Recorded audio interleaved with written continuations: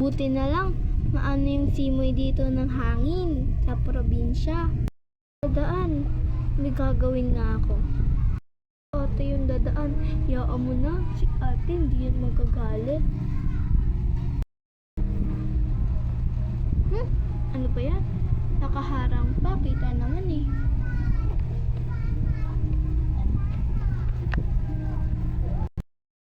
Hindi naman yan natamaan, naisahan lang ako. Sa susunod ko na nga lang gagawin sa kanya yun. Siguro di niya na makikita yan. Ni ate, saan kaya nagpunta yun? Gusto ko na makita kung paano niya ito matatapakan. Si ate, papunta na. Oh, Bunso, ba't ka dyan nakaupo? Hindi na lang dun sa sopa. Wala ate. Okay, wala ka.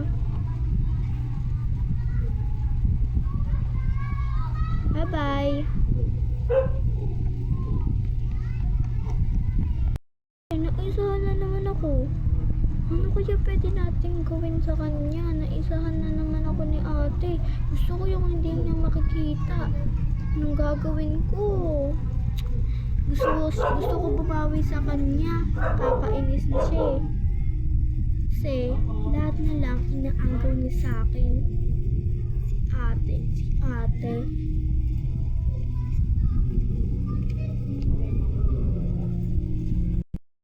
Si ate, buti na lang malapit na siya.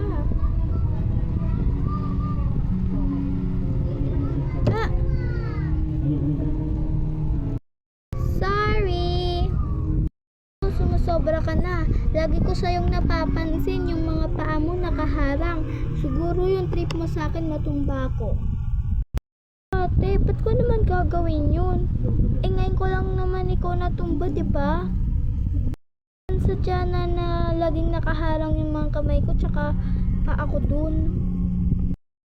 Ano ba? Okay. Nakakainis naman. Kala mo naman kung sino. Buti pasalamat siya, kapatid ko siya, dahil kung di sinabunutan ko na yun.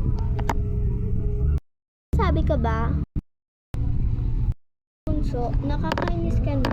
Sumasobra na lahat ng mga pinagagawa mo sa akin. Hindi ako nabibiruan. Sa lahat ng ginagawa mo, hindi maganda yon. Maganda kung makapagsalita. Sabi ko bang maganda ako? Wala naman ako sinabing maganda ka. Maganda ako. Ano ate, ano gusto mo? Sabunutan kita? Sige, ano? Tara. Sige, halika. Wala ka na din yung kamay ko. Halika. Ba, halika. Uy, halika dito, nagot ako kaya. Ano ba yan? Halika dito. Tulungan niyo ako. Kaya ka ng sabunutan, tapos takot ka naman.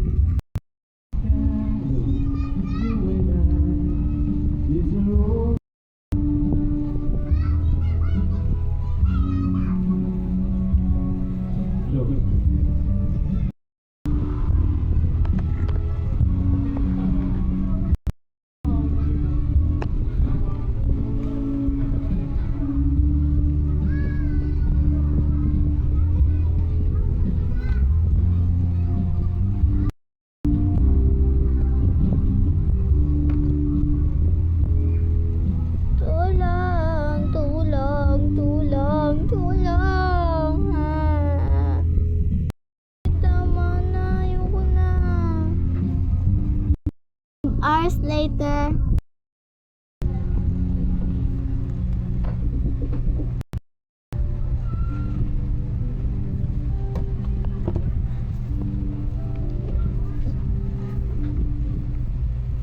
Ikaw kasi bunso eh. Dapat kasi hindi mo ginawa sa akin yan. Ikaw tuloy. Yan tuloy, wala ka na. Hindi ka dito bunso. Bibigay kita kala mama at papa para di nila para sabihin ko na wala ka na.